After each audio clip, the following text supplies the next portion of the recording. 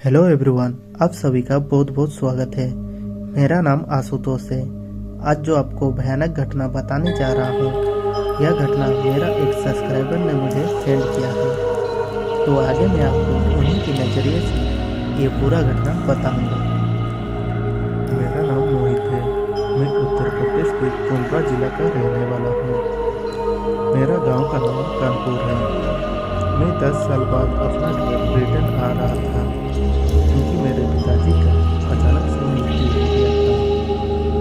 गांव पहुंचे मेरे घर में जैसे ही गया, मेरे घर वालों मुझे बहुत अधिक ताना भी मारा, क्योंकि मैं 10 साल में एक बार भी घर रिटर्न नहीं आया था। फिर मैं जैसे ही अपना रूम में गया, मैंने देखा मेरा रूम बिल्कुल खाली था। मेरा जितना भी रूम का सामान था सब कुछ बेच दिया था। यहाँ तक कि पालन भी नहीं हुआ था, सब टूट गया। शाम का समय था, जब मैं घर के बाहर बैठा था, तभी मेरा नजर एक चारपाई पे गया। मैंने जैसे ही उस चारपाई को देखा, मैं जल्दी से लेकर अपना कमरे में रख दिया। अब मुझे जगने सोना नहीं पड़ेगा। रात को मैं उसी चारपाई पे सोया था। सोने के कुछ देर बाद में मुझे ऐसा लगने लगा कोई मुझे धक्का दे रहा है। ऐसा लग रहा था जैसे मुझे सोने देना नहीं चाहता है। कोई धक्का मार के नीचे की ओर गिराना चाहता है और कोई नीचे की तरफ भी खींच रहा है। मैं जोर से चीखते हुए उठा। पसीना से मैं लथपथ था। मैं कुछ समझ नहीं पा रहा था कि मेरे साथ क्या हुआ है। मुझे लगा शायद कोई बुरा सपना होगा। यह सोच के मैं दोबारा से उसी चारपाई पे सो गया। कुछ देर बाद मुझे ऐसा लगने लगा कोई मेरे कंधे को जोर से जकड़ के रखा है और पैरों को भी पकड़ा हुआ है।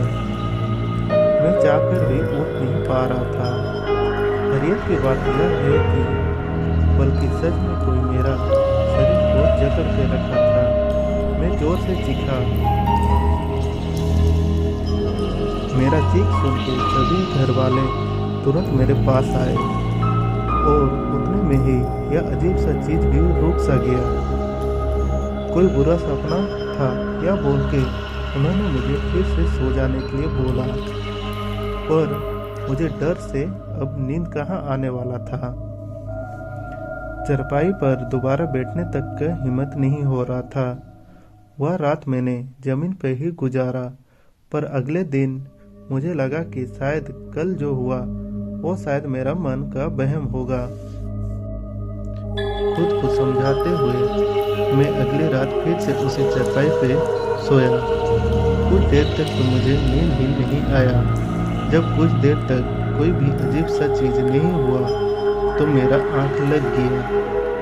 फिर आधी रात में मैं एक बार फिर से मुझे ऐसा लगने लगा कोई मुझे नीचे की ओर खींच रहा है और मेरे पूरे शरीर को जकड़ा हुआ है और मेरा पूरा बेड पानी से भीगा हुआ था। तभी एक आवाज आई, बेटा हट जाओ उस चारपाई से, वरना बुढ़वा तुम्हें भी मार डालेगा। बहुत देर तक यह आवाज मेरे आसपास भटकती रही। अचानक से मुझे ऐसा लगा मेरी माँ मुझे बुला रही है।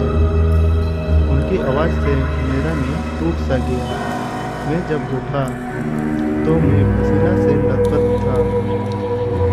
मेरी माँ मेरे सामने खड़ी थी और पूरी तरह से घबरा रही थी। मैंने जब बाईं ओर देखा तो एक काली सी परछाई मेरी चारपाई पे बैठी हुई थी।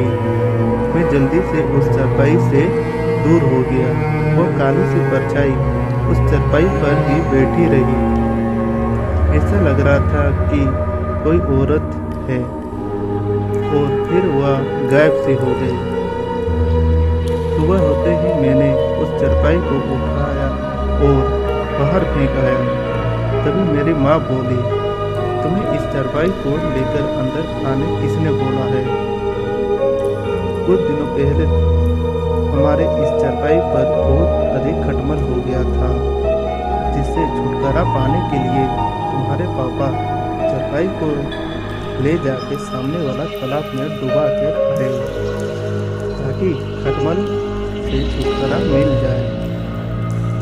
पर एक रात जब तुम्हारे पापा बाहर चारपाई लगाकर सोए थे, तभी अचानक से किसी ने पैरों और कंधों को जकड़ लिया और गले को दबाने लगा। वह उठ नहीं पा रहे थे और अगली सुबह तुम्हारे पापा की लाश उसी चारपाई पे मिला।